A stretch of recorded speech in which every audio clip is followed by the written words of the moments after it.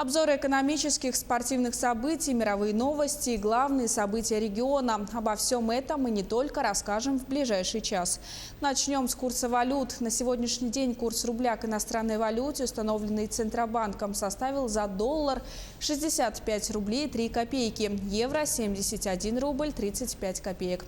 Что касается обмена валюты в Якутске, то выгоднее всего доллар покупает Россельхозбанк за 64 рубля 75 копеек, а продает Восточный банк за 64,97. По евро в покупке лидирует Россельхозбанк, это 71 рубль 7 копеек, а продает выгоднее всего Восточный банк за 71 рубль 40 копеек. В 12 регионах в ближайшую пятилетку темпы роста экономики будут гораздо выше среднероссийских – от 4 до 8,8% ежегодно. Таков прогноз Минэкономразвития, который приложен к проекту федерального бюджета на 2020-2022 годы. В число лидеров экономического роста вошли Чукотка, Амурская, Магаданская, Новосибирская области, Якутия и другие субъекты. Они будут богатеть благодаря инвестициям в добычу угля, нефти, золота, алмазов, переработку леса, машиностроение, торговлю и строительство. Эти отрасли продолжат интенсивно развиваться, подчеркнули в ведомстве. В Минэкономразвития прогнозируют естественный прирост населения в России не раньше 2024 года. По оценкам ведомства, увеличение численности населения в 2020-2023 годах будет наблюдаться только за счет миграционного прироста. Подробнее в экономическом обзоре расскажет мой коллега Иван Лазаренко. Иван, а с чем связана такая ситуация? Кристина, в числе основных причин эксперты называют, во-первых, тенденцию старения населения страны, а также ухудшение возрастной структуры населения.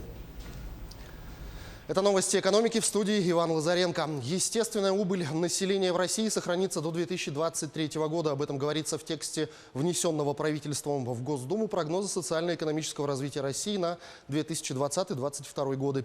По оценке Минэкономразвития, демографические процессы оказывают существенное влияние на социально-экономическое развитие страны. Их отличительной особенностью в последнее время являются устойчивая тенденция старения населения страны и ухудшение возрастной структуры. Также демографическими вызовами являются снижение численности женщин в раннем и среднем репродуктивном возрасте от 20 до 34 лет и сохранение высокого уровня смертности в экономически активных возрастах. Ожидается, что среднегодовая численность населения Российской Федерации вырастет со 146,8 миллиона человек в 2018 году до 147,7 миллиона человек в 2022 году, а к 2024 году может достигнуть 148,7 миллиона человек. В ближайшее время некоторые интернет-магазины, торговые сети, телеком-компании, кафе и другие торгово-сервисные предприятия все чаще начнут предлагать клиентам оплачивать товары и услуги через QR-код в рамках системы быстрых платежей, запущенной Банком России. Более того, во многих местах тех, кто согласится рассчитаться новым способом, ждут бонусы и скидки. Банк России стал инициатором и оператором системы быстрых платежей, чтобы снизить издержки бизнеса и потребителей на безналичный оборот. В отличие от платежей по картам, которые обслуживают платежные системы, в новой системе комиссии жестко ограничены Банком России. Соответственно, продавцы в новом способе оплаты заинтересованы потому, что это дешевле карточных платежей. Для них это еще и проще. Часть небольших точек торговли и услуг, которые до сих пор принимают только наличные или СМС-переводы, смогут начать полноценно принимать безнал. Для этого может быть достаточно обычного смартфона с установленным на него приложением, которое будет генерировать QR-коды. И дорогостоящие посттерминалы уже будут не нужны. Ассоциация эксплуатантов воздушного транспорта направила вице-премьеру России Максиму Акимову и главе Минтранса Евгению Дитриху предложение по сдерживанию роста цен на билеты на случай резких скачков стоимости авиатоплива. Отмечается, что все варианты предусматривают предоставление помощи из бюджета. Авиаперевозчики просят снизить планку демпфера. Это компенсация перевозчикам в случае резкого роста цен на топливо с 48 тысяч до 40 тысяч рублей за тонну, установив ее на уровне декабря 2017 2013 года до начала резкого роста цен на авиатопливо. Кроме того, для частичного возмещения потерь прошлого года авиаперевозчики просят выделить единовременную финансовую помощь в размере 23 миллиардов рублей. Эти деньги предполагается направить всем авиакомпаниям пропорционально потребленному топливу. В документе также предложен альтернативный вариант государственной поддержки – увеличить коэффициент суммы акциза на керосин, что позволит возмещать авиакомпаниям не 3, а 7 тысяч рублей с каждой тонны топлива. Создание и принятие нормативной базы для развития негосударственной пенсии в России планируется завершить в течение года. Эту работу в план на 2019-2020 годы на заседании рабочей группы Госдумы по законодательному обеспечению пенсионной системы собираются внести депутаты. Задача парламентариев – формирование комплекса мер для совершенствования работы негосударственных пенсионных фондов и мотивация россиян самостоятельно копить на пенсию. Речь идет в том числе и о налоговом стимулировании, например, увеличении максимального вычета до 52 тысяч рублей, а в дальнейшем, возможно, и государственного софинансирования добровольных взносов. Негосударственные пенсионные фонды должны стать реальным институтом, который позволит россиянам рассчитывать на вторую пенсию, а экономике получать необходимый инвестиционный ресурс в виде длинных денег. На этом у меня пока все. Оставайтесь в курсе экономических событий на Якутия-24. Кристина, ну а свежая и актуальная информация в следующих выпусках. Спасибо. Спасибо, Иван. Я напомню, об экономической ситуации в стране нам рассказал Иван Лазаренко. Уже к концу этого года первые ипотечные договоры под 2% смогут оформить жители Дальнего Востока. На эту программу Минвостокразвития выделил 15 миллиардов рублей.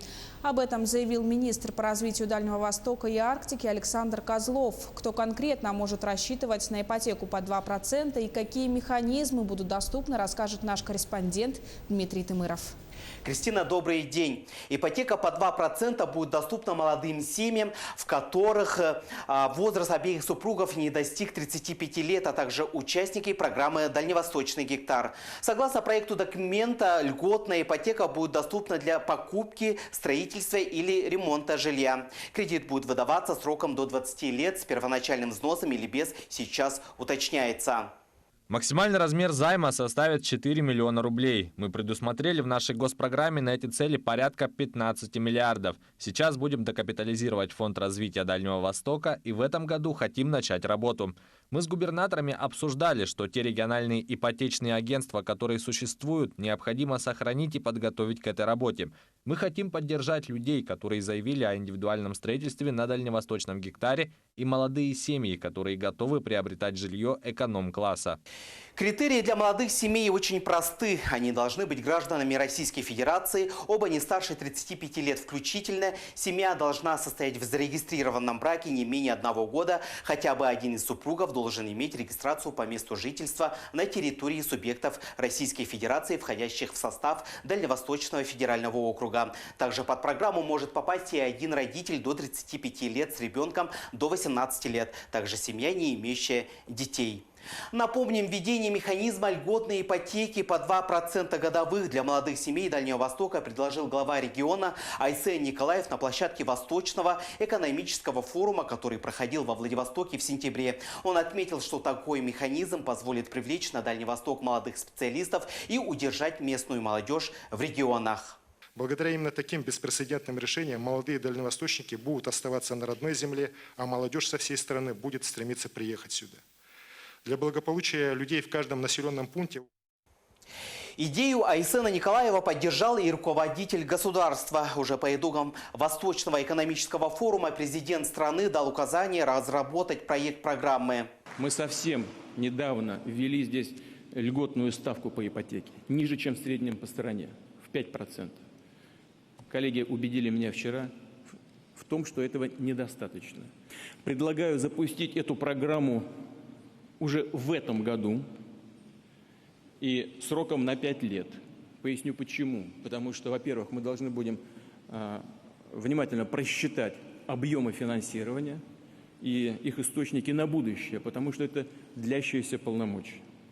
Сегодня проект все еще находится на стадии разработки. Как отметили Минвостокразвития Российской Федерации, для того, чтобы получить льготный кредит, необходимо обратиться в один из банков-участников программы. Их список находится на стадии формирования и будет опубликован после принятия соответствующего постановления правительства Российской Федерации, утверждающего правила предоставления субсидий. С более подробной информацией жители страны могут ознакомиться на сайте Минвостокразвития Российской Федерации. На этом у меня все. Кристина. Президент России Владимир Путин сегодня отмечает свой день рождения. Накануне он побывал в сибирской тайге, где наслаждался осенней природой. Как отметил пресс-секретарь главы государства Дмитрий Песков, Владимир Путин планирует провести свой 67-й день рождения на природе и в кругу близких. Впрочем, как и в прошлом году. Тогда президент праздновал свой день рождения с родными, близкими и друзьями, а 65-летие глава государства встретил в Сочи, не отвлекаясь от работы. В тот день Владимир Путин провел совещание с постоянными членами Совета Безопасности. Детский технопарк «Кванториум» возобновил работу после каникул. В этом учебном году техническому творчеству будут обучаться более 1700 детей. Им предлагают 9 направлений подготовки. В эти минуты в технопарке находится наш корреспондент Саргалана Федорова. Саргалана, здравствуй. Расскажи подробнее о направлениях обучения. Приветствую, Кристина. Технопарк не похож на традиционные учебные заведения. Здесь есть и роботы, и дроны, и виртуальная дополненная реальность. На выбор ребятам предложено RoboQuantum, EnergyQuantum, GeoQuantum, CosmoQuantum и еще 4 направления подготовки. Это площадки дополнительного образования учащихся. В Кванториуме на протяжении 3 лет ребята уже учатся программировать, учатся создавать проекты по программированию, инженерии, робототехнике и так далее. Обучение проходит с 10 лет. Возрастное ограничение обусловлено тем, что некоторые программы сложные. Ребята работают на станках, создают промышленного робота. Сейчас мы идем в EnergyQuantum. Там ребята учатся аккумулировать, сохранять и использовать солнечную энергию. Простыми словами, они изучают все то, что связано с альтернативными источниками энергии. И нам рассказали, что сейчас ребята работают над одним большим проектом, и подробнее нам покажут и расскажут.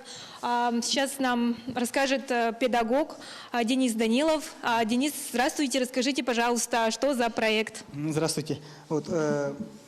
Проект «Автономный энергостенд», он подготовлен в рамках подготовки к конкурсу международному. Мы прошли сейчас на данном этапе 2 заочных тура. Ждем 15 числа будут определены финалисты. Он работает, то есть должен работать от 2 источников тока. В данном случае у нас используются солнечные панели и водородная энергетика. И хочу, чтобы подробнее о проекте рассказали мои учащиеся. Давайте, ребят, расскажите нам. Здравствуйте, вас приветствует команда ФТЛ.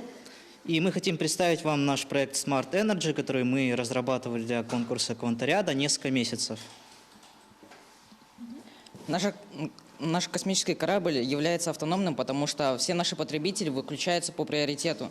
То есть при нехватке электроэнергии виртуальная станция выключит их, если у них не будет хватать. Также можно всей системой управлять с помощью Bluetooth-модуля через телефон. Спасибо, ребята.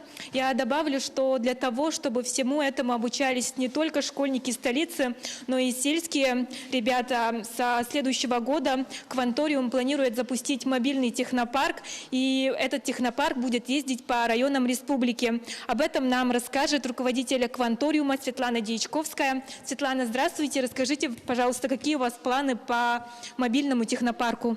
Добрый день. Значит, с момента реализации национального проекта образования вообще вся система образования меняется. И, значит, что касаемо кванториума, в следующем году, учебном году, мы создаем мобильный детский технопарк «Кванториум», который будет ездить по отдаленным территориям нашего региона. И, значит, будем мы транслировать таким образом нашу технологию образования. По 6 направлениям будет ездить и обучать детей. Значит, 6 агломераций мы охватим в следующем году. Будем обучать около 1000 детей таким образом. Будут направления геотехнологии, промробо, квантум, хай-тек цех, аэротехнологии и, значит, IT. А как у вас происходит отбор? Всех желающих набираете или как-то какой-то конкурс идет? Ну, что касается кванториума, значит, мы здесь набираем всех желающих. Все желающие, которые более так мотивированы, в любом случае они приходят с 5 класса по 11 класс. Мы из них формируем проектные команды. Вот мы уже работаем с 2017 года, уже через нашу технологию обучились около 2000 детей, 500 участников из них регионального, муниципального уровня мероприятий, около 150 федеральных международных соревнований и 27 проектных команд мы из них сформировали. И вот, как видели, значит, в наших квантумах реализуются уже такие на профессиональном уровне кейсы от наших партнеров, от наших, значит, заказчиков. Спасибо. Благодаря кванториуму ребята могут попробовать себя во всех направлениях и правильно выбрать будущую профессию. Например, ребенок может прийти в первый квантум в 10 лет и на протяжении всего обучения может попробовать себя во всех направлениях. Или он может изначально выбрать один квантум и углублять свои знания именно в одной области. И в итоге он сможет разработать свой проект, с чем ему помогут опытные педагоги и наставники. Кристина? Саргалана, спасибо. Я напомню, на прямой связи со студией была моя коллега Саргалана Федорова. Тем временем Дом научной коллаборации открылся в Северо-Восточном федеральном университете. Это центр по реализации дополнительных общеобразовательных программ по приоритетным направлениям науки и образования, генной инженерии, биотехнологии и машинному обучению. Подробности в материале Юрия Осипова. Дом научной коллаборации будет работать в нескольких направлениях. В рамках учебной площадки реализуют 4 образовательных проекта. Детский университет, малая академия, урок технологий. 4-й проект относится уже к преподавателям и называется «Педагог компетенций 21 века». Здесь будут проходить курсы повышения квалификации и профессиональной переподготовки. Дом научной коллаборации имеет несколько функциональных зон. Первая функциональная зона – коворкинг-центр. Здесь дети занимаются командной работой, коллективной работой. Да. Имеется лекторий на 25 мест, шахматная зона имеется. Да. И, конечно, в деятельности Дома научной коллаборации будут использованы лаборатории, музеи, аудитории Северо-Восточного федерального университета. Новая учебная площадка названа в честь члена-корреспондента Российской академии наук Никиты Гавриловича Самсонова. Он уже более 60 лет ведет свою научную деятельность и внес огромный вклад в развитие науки республики. Считаю, что этот дом очень важный в наше время, потому что надо пропагандировать достижения нашей науки и одновременно необходимо, чтобы дети, которые являются основными, наверное, так сказать, хозяевами этого учебно-образовательного заведения, успешно работали. Цель проекта – организация дополнительного образования детей и педагогов, а также подготовка преподавателей университета к работе со вчерашними школьниками. Прежде всего мы создаем новую возможность для наших детей и для учителей напрямую общаться с наукой, с действующей наукой, вовлекаться в это и быть в будущем полезными, успешными людьми. Будет возможность научиться работать вместе, научиться исследовательской деятельности, что потом поможет прежде всего в выборе профессии, в правильной ориентации на использование своих лучших качеств и своих лучших знаний. Записаться в Дом научной коллаборации можно в корпусе факультетов естественных наук СВФУ. Одновременно в центре могут заниматься порядка 100 детей. При этом уже до конца этого года педагоги планируют охватить около 400 школьников. Юрий Осипов, Семен Семенов, Якутск. Десятиклассник из Нерингри Владислав Ижик представил уникальную работу на международной конференции Milset Expo Sciences International, которая проходила в Объединенных Арабских Эмиратах с 22 по 28 сентября. С очередным юным дарованием познакомилась наш корреспондент Александра Цыбикова. Она на прямой связи с нами. Саша, здравствуй. Расскажи, сколько стран приняло участие в данной конференции и как представил свою работу Владислав. Здравствуй, Кристина. Данное мероприятие проходило в городе Абу-Даби под патронатом вице-президента Объединенных Арабских Эмиратов. Всего в выставке конференции приняли участие более 50 стран и свыше 500 школ со всего мира. Владислав показал свою работу на высоком профессиональном уровне, поэтому ему предложили обучение 2 высших учебных заведения. Это Национальный университет Абу-Даби и Халифа Юниверсити. Он прошел там экскурсии, ему рассказали о перспективах, которые его ждут, если он там будет обучаться. И рядом со мной сейчас находится ученик 10 А класса информационно-технологического лицея номер 24 Владислав Ижик. Владислав, скажи, в чем заключался твой проект? Мой проект заключался в применении технологии блокчейн для верификации дипломов в высшем образовании. Скажи, ну а в чем его технология? Технология блокчейн уникальна в том, что информацию в ней нельзя изменить. Ну и скажи, как давно ты занимаешься программированием и сколько у тебя занял именно данный проект? Программированием я занимаюсь 3 года, а разработка проекта заняла 2 года. Ну и твои дальнейшие планы реализации на будущее? Либо я буду создавать новый проект, либо внедрять уже эту готовую технологию в университеты или в школы для тестирования. Спасибо большое. Ну, на этом у меня все. Хочется добавить, что нерюнгринцы с гордостью каждый раз берут в копилку наших достижений Нерюнгринского района от АТЛовцев, молодых юных дарований. Все, далее более подробная информация будет в вечернем сюжете. Кристина. Саша, спасибо. Я напомню, с нами из Нерингри была наш корреспондент Александра Цыбикова. Отгремела волнительная абитура, прошли этапы поступления в вузы, и теперь бывшие школьники могут официально именовать себя студентами. Радостное событие для первокурсников якутян накануне состоялось в Москве. Праздник прошел в здании постоянного представительства республики. В актовом зале собрались ребята из московских вузов, первокурсники и из Щепинского театрального училища в ГИК Аранхикса. В режиме телемоста к празднику также присоединились и студенты из Петербурга. Ребята поделились впечатлениями о первом месяце учебы, познакомились друг с другом и рассказали о своих планах. Всех собравшихся приветствовал постоянный представитель Якутии Андрей Федотов. Он отметил важность образования и студенчества, а также постпред ответил на актуальные вопросы первокурсников. Вишенкой на торте стал мастер-класс по йоге, смеха и выступления якутского танцевального ансамбля. Город вообще классный, много всего происходит. Но в ГИК это считается вообще как центр кинематографии в России, вот. Поэтому я выбрала именно его. А почему операторская? Потому что я с детства люблю снимать и с детства в руках с камерой. С класса 8-9 уже планировала поступать в центровузы и выбрала Москву. В Москве больше шансов реализоваться и помочь, допустим, республике.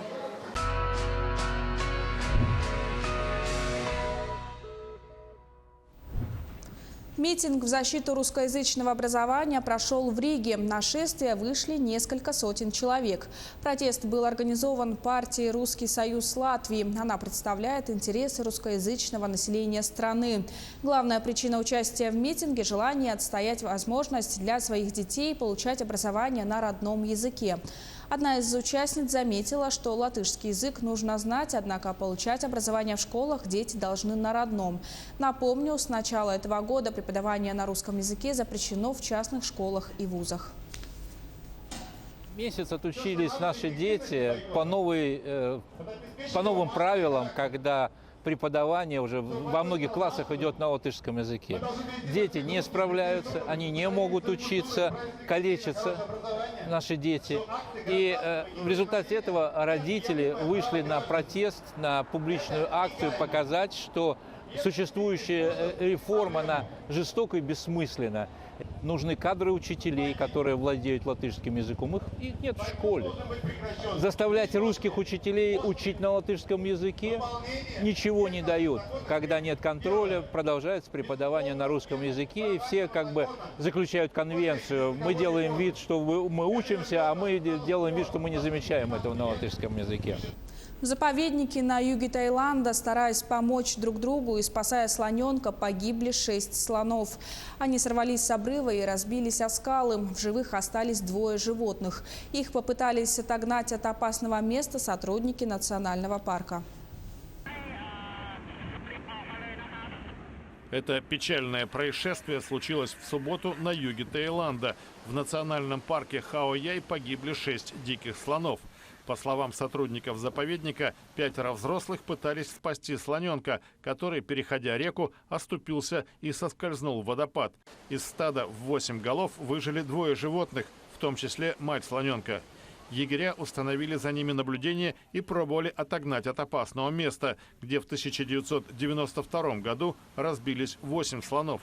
Как считает Эдвин Вик, основавший в Таиланде фонд друзей дикой природы, а также приют и лечебницу для слонов, оставшимся членам стада придется нелегко. Они очень зависимы друг от друга в поисках пищи и защите от опасностей. Кроме того, слоны очень тяжело переносят утрату сородичей и могут впасть в депрессию. Арт-инсталляция бельгийских художников, изображающая кашалота, который вдруг оказался на суше в центре города, смутила жителей Брюсселя.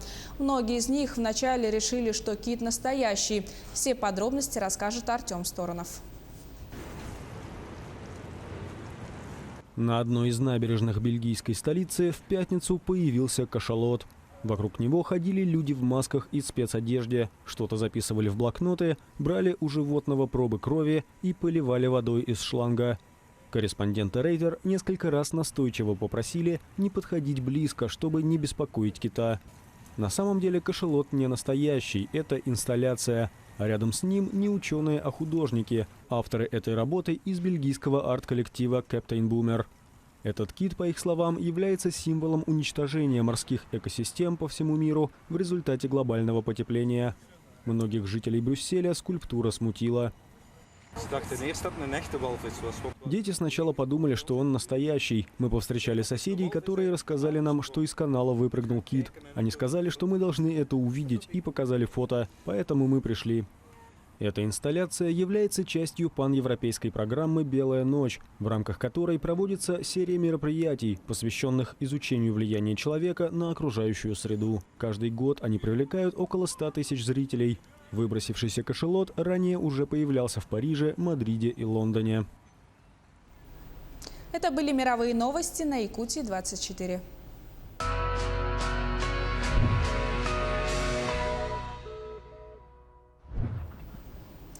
Якутские полицейские по горячим следам задержали подозреваемого в краже. Мужчина ошибся дверью и увидел лежащий телефон, решил его похитить. Подробности у моего коллеги Александра Хавренко. Александр, при каких обстоятельствах произошла кража? Кристина, женщина всего на несколько минут вышла из комнаты общежития, а вернувшись, не обнаружила своего телефона. В эфире рубрика «Чрезвычайные происшествия». В студии работает Александр Хавренко. Здравствуйте. В дежурную часть полиции поступило заявление о краже из комнаты общежития.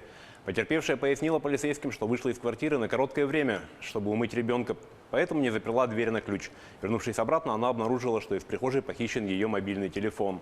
Полицейские быстро вышли на след подозреваемого. Им оказался знакомый соседа потерпевшей, безработный 37-летний уроженец Верхневилюйского района. По словам подозреваемого, он ошибся комнатой и случайно дернул ручку двери соседской комнаты, которая оказалась незапертой. Свободно пройдя в чужую комнату, он похитил телефон и ушел. Похищенный подозреваемый успел сбыть. Возбуждено уголовное дело по статье «Кража». А алданские полицейские приняли заявление от очередной жертвы мобильных мошенников. Жительница Алданского района позвонил неизвестный и представился сотрудником одного из операторов сотовой связи. Звонивший пояснил, что на протяжении нескольких месяцев у женщины с абонентского счета снимались деньги за услугой, которой та не пользовалась. Женщине пояснили, что компания готова возместить все деньги, списанные за неоказанные услуги, и попросили продиктовать поступивший в СМС код безопасности. Женщина, поверив звонившему, сообщила запрашиваемые требования, после чего на ее номер телефона поступило сообщение о списании денежных средств в сумме 7000 рублей. Пьяный водитель КамАЗа совершил наезд на школьницу. ДТП произошло в Якутске на перекрестке улиц Чернышевского и Аржакова. Школьница переходила проезжую часть по пешеходному переходу на запрещающий сигнал светофора. Пострадавшая доставлена бригадой скорой помощи в больницу. Ее состояние оценивается как стабильно тяжелое. Предварительное медосвидетельствование выявило у КамАЗиста употребление алкоголя. В его отношении составлены административные материалы за управление транспортным средством в состоянии опьянения. Еще один наезд на пешехода произошел на улице Дежнева. Водитель 73-го года рождения, управляя автомобилем Mitsubishi Outlander в зоне нерегулируемого пешеходного перехода, совершил наезд на 50-летнего пешехода. В результате мужчина получил травму головы и позвоночника и был госпитализирован в республиканскую больницу. Оба участника ДТП были трезвы. Стаж водителя с 1994 года. За последний год к административной ответственности за нарушение правил дорожного движения не привлекался. Со слов автомобилиста, пешеход выбежал на проезжую часть неожиданно, из-за чего водитель не успел сразу затормозить. Пешеход же утверждает, что вышел на проезжую часть только после того, как убедился, что другие водители его пропускают. Неожиданно почувствовал боль и удар, и упал. В Якутске полицейские задержали 2 граждан, находящихся в федеральном розыске. Первый беглец, 21-летний уроженец Якутска, скрывался от закона за совершенное в сентябре ДТП, повлекшее причинение тяжкого вреда здоровью потерпевшему. Второй, гражданин 73-го года рождения, скрывался с 2017 года за неуплату алиментов. Скрывался он в правосудии, работая вахтовым методом. Разыскиваемые граждане задержаны и переданы инициаторам розыска. В Якутске на Сергелявском шоссе в ДСК «Кэскилл» сгорел частный дом. К моменту прибытия первого пожарно-спасательного подразделения дом горел открытым огнем. В результате пожара жилье повреждено по всей площади – 80 квадратных метров. Причиной возгорания стало несоблюдение правил пожарной безопасности при эксплуатации газового оборудования. 10 человек получили травмы в результате опрокидывания туристического автобуса в Гагинском районе Нижегородской области. По предварительным данным, погибших нет. В автобусе, который следовал из Саратова в село Большое Болдино Нижегородской области, находилось 29 человек. 1 водитель и 28 туристов. Среди пострадавших детей нет. По предварительной версии, водитель автобуса не справился с управлением во время поворота. На этом наш выпуск подошел к концу. О развитиях событий следите в следующих выпусках новостей. Всего вам доброго и будьте осторожны. Кристина, на этом у меня все. Александр, спасибо. Перейдем к новостям спорта. Началась подготовка к 4-м зимним играм Якутии. Спартакиада пройдет в Алдане и Нерингри в 2020 году. Организаторы соревнований уже обсудили концепцию и положение республиканской спартакиады, а также вопрос о создании на территории Алданского района кластера по зимним видам спорта. Предварительно в программу игр включены 10 видов спорта. Это лыжные гонки, биатлон, шорт-трек, сноуборд, фигурное катание и другие. Соревнования среди пожилых людей прошли в алмазной столице республики. Возраст участников 55+. Как отметили организаторы, проводить такие старты стало уже доброй традицией. В Мирном они впервые прошли в 2004 году, и с каждым разом количество команд только увеличивается. Вот мне задали вопрос, почему я участвую на таких мероприятиях. Потому что, это для себя, я думаю, мне очень полезно, хотя возраст у меня более чем солидный, 87 лет. Вот встречаю, если по-якутски выражаться, 88-й снег. Так, я желаю всем крепкого здоровья, что всегда были рады тем, что мы еще живете, еще здоровы. Всего доброго вам всем. Российские спортсмены завоевали 6 медалей на чемпионате мира по легкой атлетике. Турнир завершился в Дохе. Подробности знает мой коллега Власий Сергеев. Власий, сколько наград высшей пробы в копилке россиян и каковы итоги медального зачета? Кристина, здравствуй. По итогам соревнований в активе россиян 2 медали высшей пробы. Их завоевали Мария Лосицкена, это прыгунья в высоту, и прыгунья с шестом Анжелика Сидорова. В медальном зачете победу праздновала сборная США, а на втором месте турнир завершила команда Кении, ну а тройку лидеров замкнула сборная Ямайки. В эфире новости спорта. Здравствуйте. Российские легкоатлеты завоевали 6 медалей на чемпионате мира, который завершился в Дохе.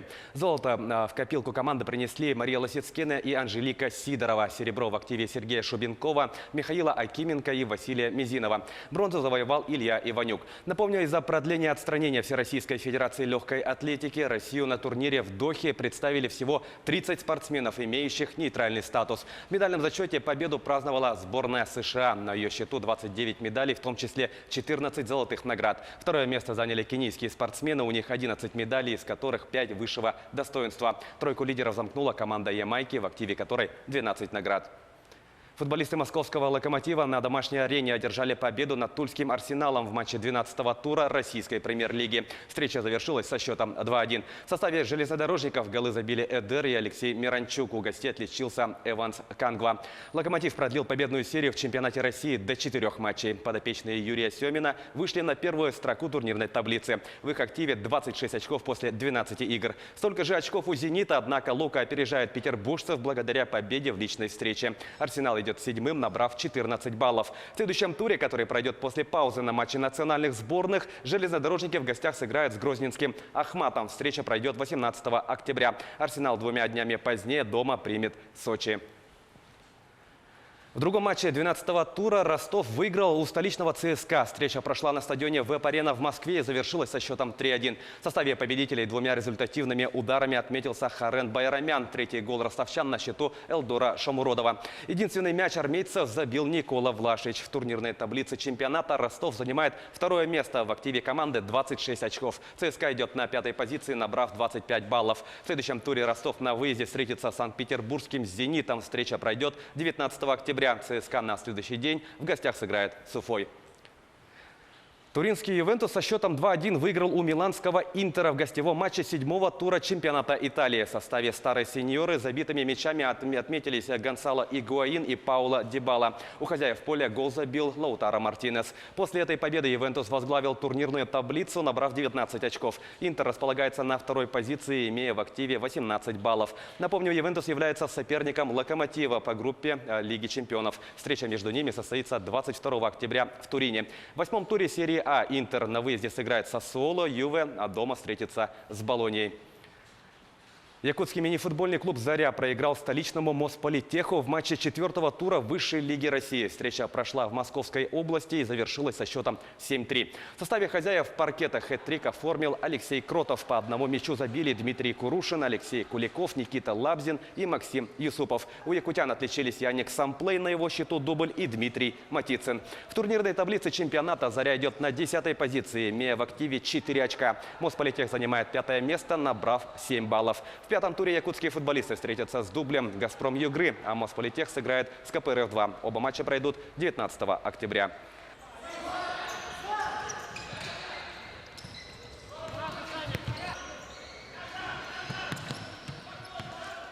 Межведомственная комиссия под председательством вице-премьера Ольги Голодец согласовала заявки на право проведения зимних игр «Дети Азии». Предполагается, что вторые зимние игры пройдут на Сахалине в 2021 году, а третьи игры в Кемеровской области в 2023. Окончательное решение примут на заседании правления Международного комитета игр «Дети Азии» в ближайшее время. Как подчеркнул Владимир Максимов, при принятии решения будет учтен опыт прошлых лет. Рассматривается вопрос проведения их в двухгодичном формате, то есть каждые 2 года. Но вот сейчас посмотрим, 2021-2023 год, если все будет проведено успешно, если они не потеряют, то есть к ним не потеряют интерес олимпийские комитеты стран Азии, то, скорее всего, зимние игры будут проводиться периодичностью раз в 2 года, а летние так и останутся в 4-годичном цикле. С чем это связано? С тем, что в Азии, как мы знаем, календарь не настолько насыщен именно в части зимних видов спорта.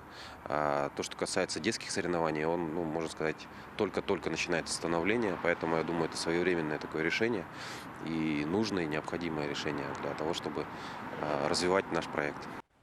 К этому часу это все спортивные новости. Мы продолжаем следить за событиями в жизни регионального и всероссийского спорта. Кристина, вам слово. Вася, спасибо. И в завершении выпуска о погоде в крупных городах республики. В Алдане -1 градус, ветер дует со скоростью 1 метр в секунду. В Ленске столбик термометра остановился на отметке 2 градуса со знаком плюс, ветер в порывах до 4 метров в секунду. В столице Алмазного края в эти минуты 0 градусов, ветер дует 3 метра в секунду, а за окнами жителей Нерюнгри -1 дует ветер со скоростью 4 метра в секунду. В Якутске прямо сейчас 2 градуса тепла, ветер 2 метра в секунду, облачность переменная без осадков. Наши корреспонденты продолжают следить за развитием событий. Оставайтесь на нашем телеканале и не переключайтесь.